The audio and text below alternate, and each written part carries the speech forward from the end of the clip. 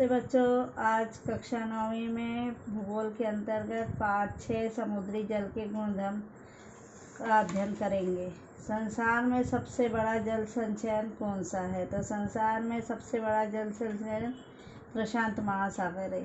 सागरीय जल खारा क्यों होता है? सागरीय जल खारा होने के कारण है कि इसमें क्षार पानी में घुल जाते हैं, नदियों द्वारा समुद्र में प्रवाहित होते हैं। लाखों वर्षों से ये क्रिया निरंतर चली आ रही है और वाष्पीभवन के कारण समुद्र के केवल पानी का वाष्प बनता है और क्षार वहीं रह जाते हैं। इस कारण समुद्र का पानी खारा होता है। अब हमने पिछली कक्षाओं में समुद्र के संदर्भ में ज्वार भाटा प्रवाह इनका अध्ययन किया है। इस पाठ में हम समुद्र जल के गुणधर्मों पर विचार करेंगे। तापमान। जमीन और समुद्र की जलवायु में क्या अंतर है? जमीन और समुद्र के जलवायु में अंतर यह है कि इसके तापमान में अंतर होता है। ज़मीन जल्दी गर्म होती है और जल्दी ठंडी होती है। इसकी तुलना में पानी धीरे धीरे गर्म होता है, धीरे धीरे ठंडा होता है। ज़मीन अधिक गर्म और अधिक ठंडी होती है, पानी अपेक्षाकृत कम गर्म और कम ठंडा होता है।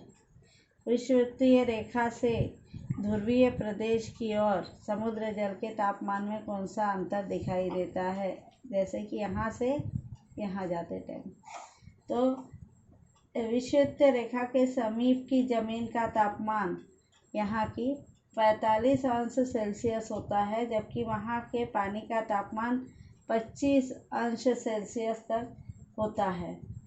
ध्रुव के समीप, मतलब ये ऊपर का और नीचे का, ध्रुव के समीप की ज़मीन का तापमान -25 अंश, जबकि पानी का तापमान -2 अंश सेल्सियस होता है। देखिए, इसके बिल्कुल विरुद्ध में है यहाँ।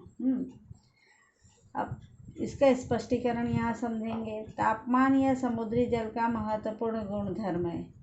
समुद्री जल का पृष्ठीय तापमान सभी और समान नहीं होता। समुद्री जल के तापमान की यह भिन्नता अलग अलग जगह पर अलग अलग घटकों पर निर्भर होती है। मतलब सबसे महत्वपूर्ण गुण है समुद्री जल का तापमान, पर सभी जगह समुद्र के पानी का तापमान मतलब अंदर के पानी का तापमान नहीं, जो बाहर दिख रहा है पृष्ठीय जल, उसका तापमान सभी जगह समान नहीं होता है। सभी जगह मतलब विषुवत से लेकर ध्रुवीय प्रदेश तक जहाँ जहाँ जाएंगे, जैसे जैसे जलवायु पर आधारित प्रदेश है, इसके हिसाब से सभी जगह पर अलग अलग होता है। अब ये अलग अलग घटकों पर निर्भर होता है। कौन से घटक है बाद में देखेंगे। अक्षांश रेखा की दृष्टि से सोचे तो समुद्र का पृष्ठीय तापमान विषुवतीय रेखा की ओर से ध्रुव की ओर कम कम हो जाता है।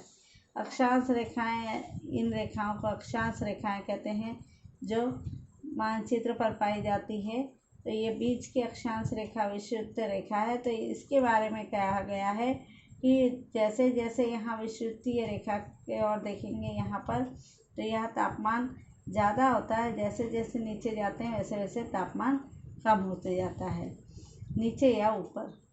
विषुवतीय रेखीय प्रदेशों में औसतन तापमान 25 अंश सेल्सियस होता है। मध्य अक्षांश रेखा प्रदेशों में, मतलब बीच के भागों में, यहाँ पर कहा गया है 16 अंश सेल्सियस। तो ध्रुवीय प्रदेशों में यहाँ 16